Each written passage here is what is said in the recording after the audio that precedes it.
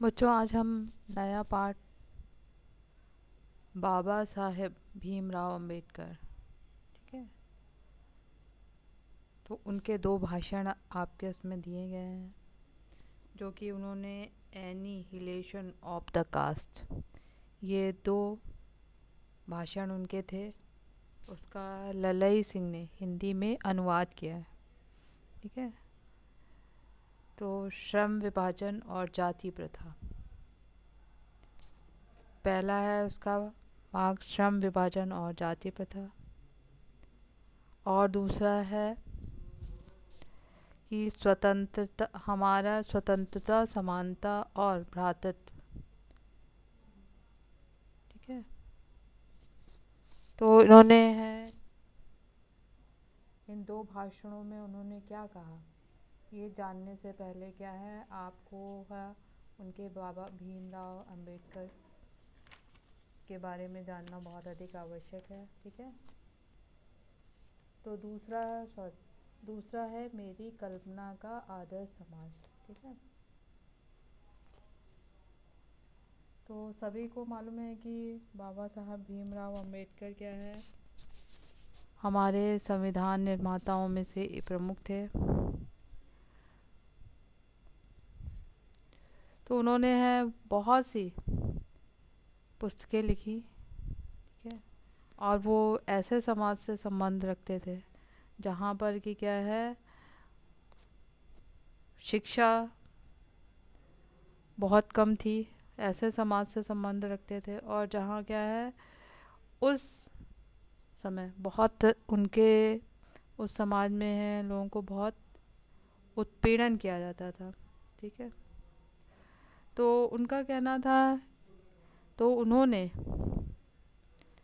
इस कमी को पूरा करने के लिए उनका मानना था कि वो इतना अधिक पढ़ेंगे, इतना पढ़ेंगे कि अपनी इस कमी को वो क्या है शिक्षा द्वारा पूर्ण करेंगे, ठीक है। तो उन्होंने है छात्रवृत्ति उन्हें मिली और वो न्यूयॉर्क अमेरिका गए और वहाँ से लंदन गए, ठीक है। उन्होंने है संस्कृत के व, के वैदिक ग्रंथों को उन्होंने क्या अनुवाद के माध्यम से पढ़ा, ठीक है।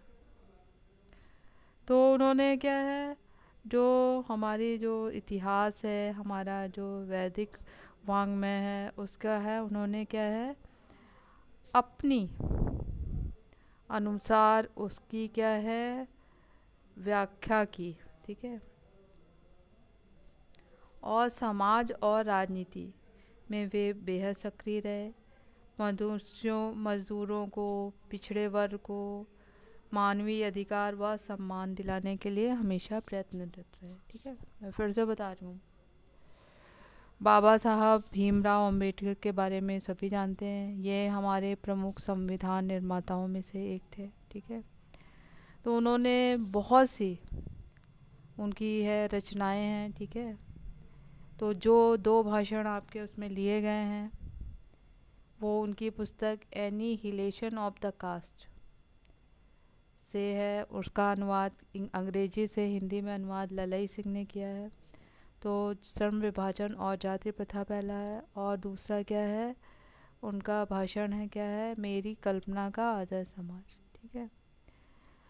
तो भीमराव अंबेडकर ऐसे समाज से संबंधित है जहाँ शिक्षा क्या है शिक्षित होना बहुत कम था, ऐसे समाज में जहाँ शिक्षा क्या बहुत कम थी, और है उन्हें जाति, उस समय हमारे देश में जाति व्यवस्था चरम स्थिति पर थी। तो जाति के नाम पर उस समाज को क्या है बहुत से अपमान झेलने पड़ते थे, ठीक है? तो उनका मानना था अगर इंसानों को जीने की सुविधा मिल कुछ लोगों तक ही क्यों सीमित है, कि उनका मानना था कि अगर इंसान है तो उन्हें अपने अनुरूप जीने की सुविधा क्या सभी को बराबर मिलनी चाहिए, ठीक है। ये केवल कुछ लोगों तक ही क्यों सीमित है। तो उन्होंने है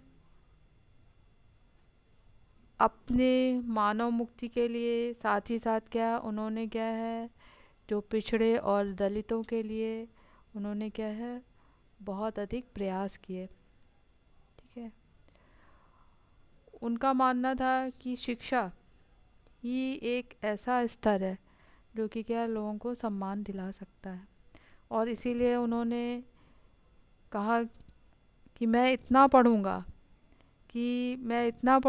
कि है मेरी ये कमी क्या शिक्षा द्वारा पूर्ण हो जाए। तो वो क्या है प्राथमिक शिक्षा के बाद वो स्कॉलरशिप पर न्यूयॉर्क अमेरिका गए और वहाँ से लंदन गए, और वहाँ से उन्होंने क्या है संस्कृत के धार्मिक ग्रंथों को, वैदिक ग्रंथों को अनुवाद के द्वारा पढ़ा और उसकी अपने हिसाब से और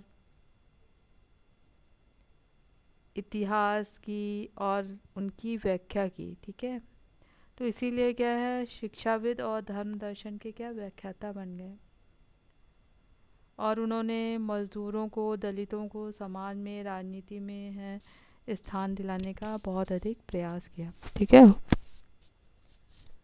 उनका मानना था कि सभी व्यक्तियों को क्या है अपने अनुसार क्या है जीने का अधिकार है। ठीक है, तो उनका कहना था कि क्या है जो जो भी लोग हैं जो स्वतंत्रता की बात करते हैं, तो स्वतंत्रता का अर्थ ये नहीं है कि है उनको क्या है बराबर का अधिकार दिया जाए, बल्कि इतने सालों से वो दबे कुचले हैं तो उन्हें क्या है एक विशेष सुविधाएं प्रदान की जाएं जिससे कि क्या है वो उनके बराबर के स्तर पर आ जाए। ठीक है,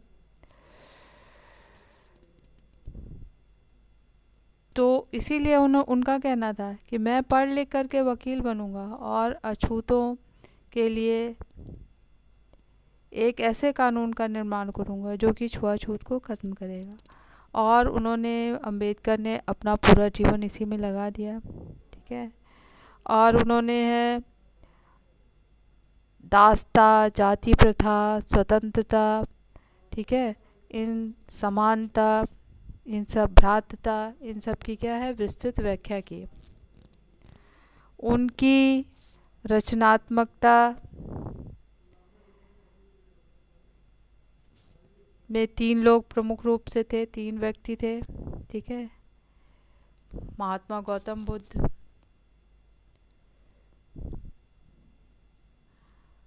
ज्योतिबा फूले, ठीक है,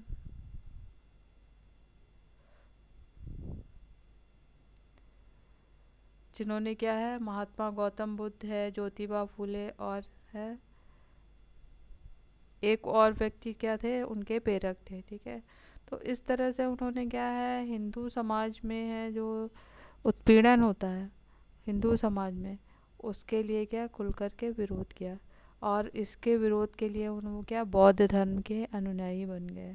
ठीक है, और उन्होंने है आप सभी जानते हैं कि हमारे है संविधान निर्माण में क्या है बहुत अधिक योगदान दिया है। तो इसमें है श्रम विभाजन और जाति प्रथा 2 भाषण दिए गए हैं। ठीक है, तो श्रम विभाजन और जाति प्रथा के में है उन्होंने ये बताया है कि हमारा समाज क्या जाति के आधार पर विभाजित है, श्रम के आधार पर नहीं। अगर श्रम के आधार पर होता तो लोगों को क्या है अपनी रुचि के अनुसार काम करने की सुविधा होती है, परंतु जाति के आधार पर आधारित है, इसलिए क्या है लोगों को काम करने की अपनी रुचि के अनुसार, अपनी क्षमता के अनुसार, अपनी योग्यता के अनुसार कार्य करने की सुविधा नहीं है। ठीक है, तो ये जो जाति प्रथा है वो श्रम का विभाजन नहीं करती बल्कि मनुष्यों को बांटती है, श्रमिकों का विभाजन करती है। इसलिए ये जाति प्रथा क्या है समाज के लिए क्या है हानिकारक है। तो बहुत से लोग क्या है इसका तर्क देते थे, बहुत से लोग क्या है तर्क देते हैं कि जाति प्रथा क्या है आवश्यक है कार्य को सुचारू रूप से चलाने के लिए, क्योंकि इसमें लोगों के कार्य बटे हुए हैं, इसे ये कार्य करना है, दूसरे को ये कार्य करना है, तीसरे को ये कार्य करना है, ठीक है। परंतु वास्तव में जाति प्रथा क्या है, लोगों को कार्यों में नहीं बांटती है, बल्कि लोगों का श्रम से विभाजन कराती है, ठीक है। तो मैं अब इस श्रम विभाजन और जाति प्रथा इसके बारे में आपको बता रही हूँ, ठीक है।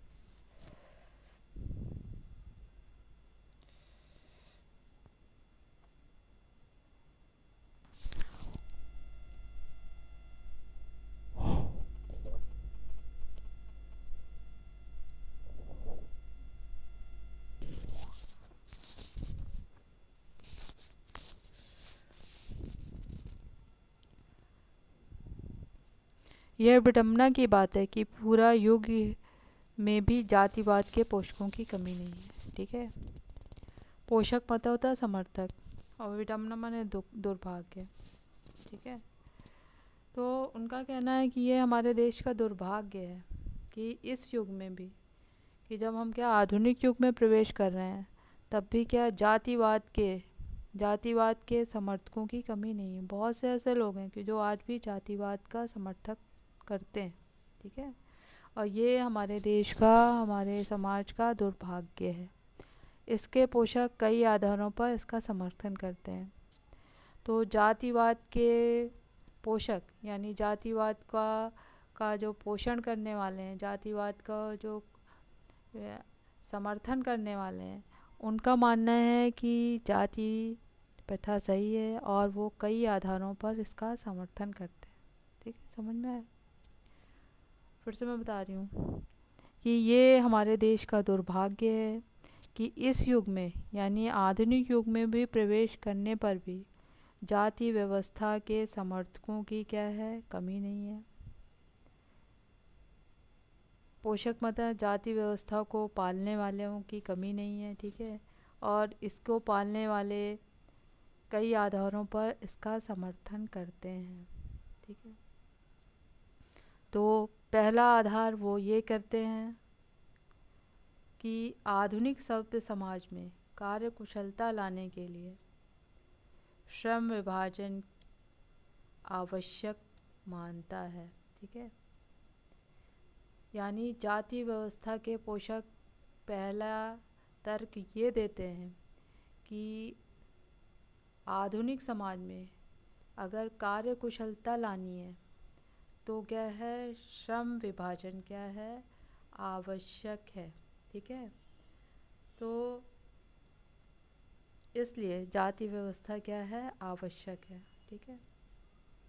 और जाति व्यवस्था ही श्रम विभाजन का दूसरा रूप है, इसलिए इसे मानने में कोई बुराई नहीं है, ठीक है। समझ में आया? अक्सर पूछा जाता है कि उसके पोषक क्या तर्क देते हैं। तो जाति व्यवस्था को मानने वाले, उसका समर्थन करने वाले ये तर्क देते हैं कि कोई भी सभ्य समाज में कार्य कुशलता लाने के लिए श्रम का विभाजन आवश्यक है।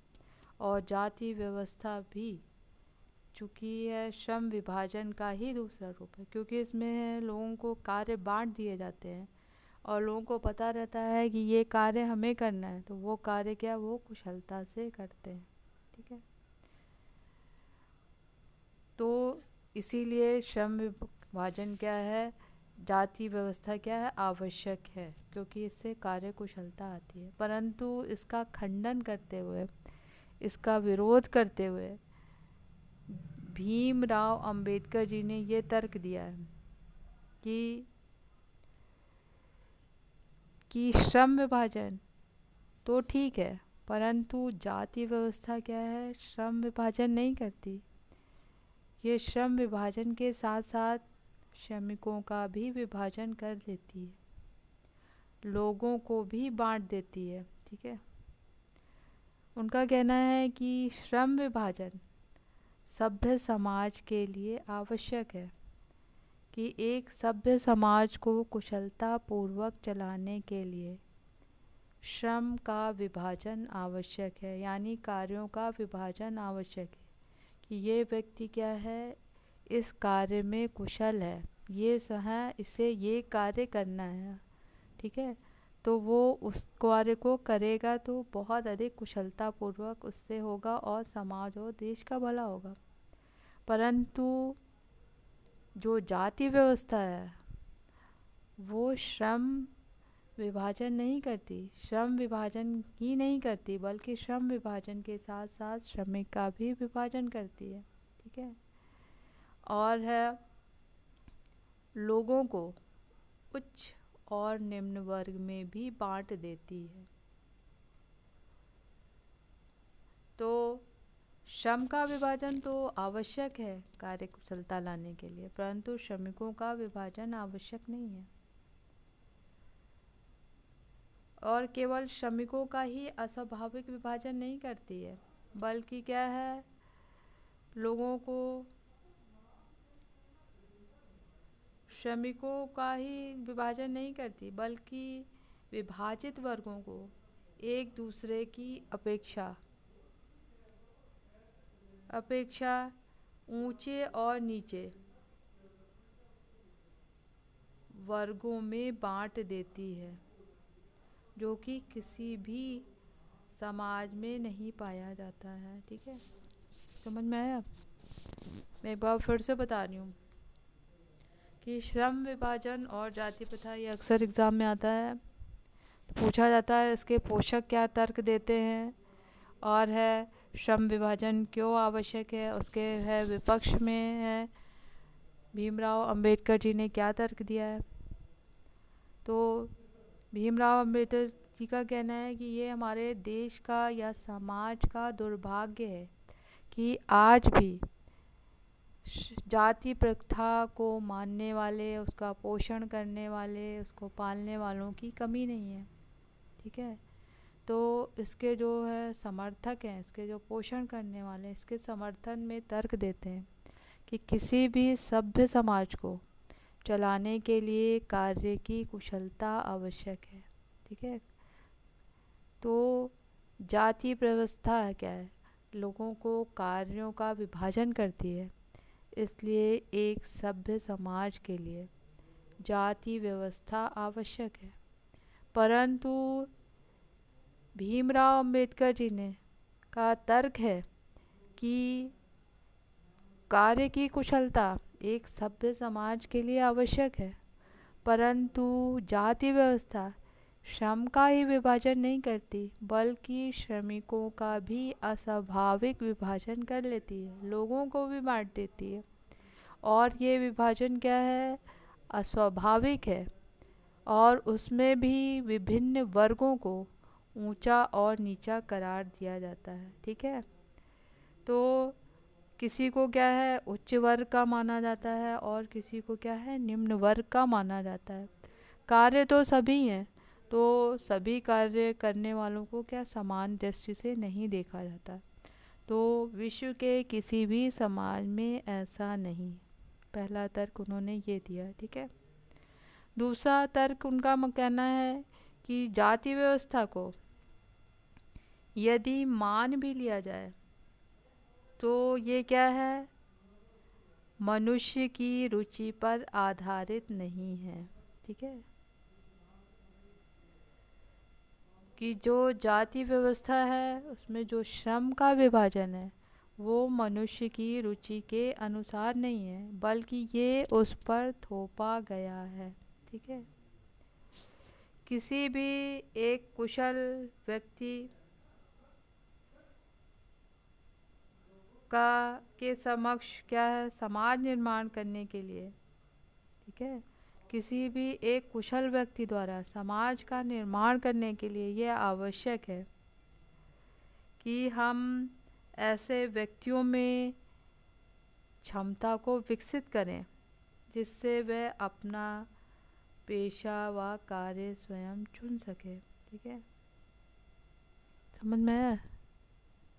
यानी कि उनका कहना है कि जाति व्यवस्था के विपक्ष में वो दूसरा तर्क देते हैं कि जाति व्यवस्था के पोषक जो तर्क देते हैं कि वो श्रम का विभाजन करती है। तो अगर श्रम का विभाजन मान भी लिया जाए, ठीक है, तो ये विभाजन क्या है, स्वाभाविक विभाजन नहीं है, क्योंकि ये मनुष्य की रुचि पर आधारित नहीं है, ये उस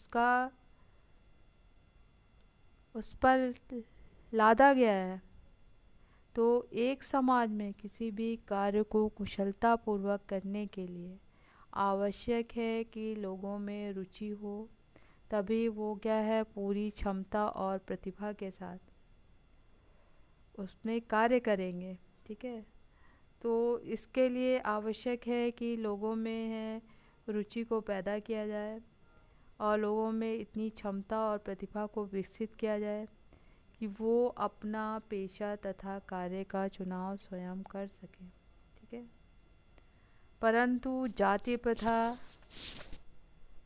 का दूसरी सिद्धांत यह है कि इसमें मनुष्य को प्रशिक्षण अथवा निजी क्षमता पर विचार किए बिना दूसरों के दृष्टिकोण से, यानी जो माता पिता का पेशा है, ठीक है, उसके अनुसार क्या है, उसके कार्यों का निर्धारण हो जाता है।